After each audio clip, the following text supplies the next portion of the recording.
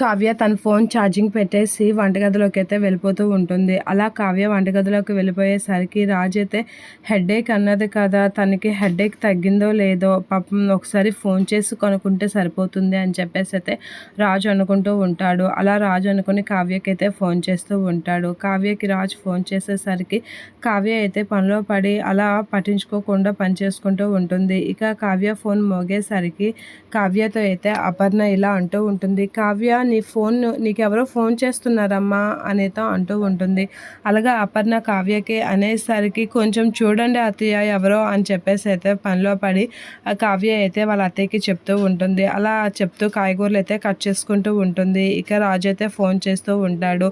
ఇక రాజు ఫోన్ చేస్తాడని తెలియక కావ్య అయితే అనేస్తూ ఉంటుంది. ఇక అపర్ణ అయితే ఫోన్ చూడడానికి అయితే లెగుస్తూ వెళ్తూ ఉంటుంది. ఒకవేళ ఆయన గట్ట ఫోన్ చేస్తున్నారా ఏంటా అని అయితే ఒకసారిగా గుర్తొస్తూ ఉంటుంది కావ్యకి. అలా గుర్తొచ్చి ఒకసారిగా పరిగెడుతూ ఉంటుంది. ఇక అమ్మో అత్తయ్య గారిని చూస్తే ఏమవుతుందో అని అయితే కావ్య కంగారు పడుతూ షాక్ అవుతూ ఉంటుంది.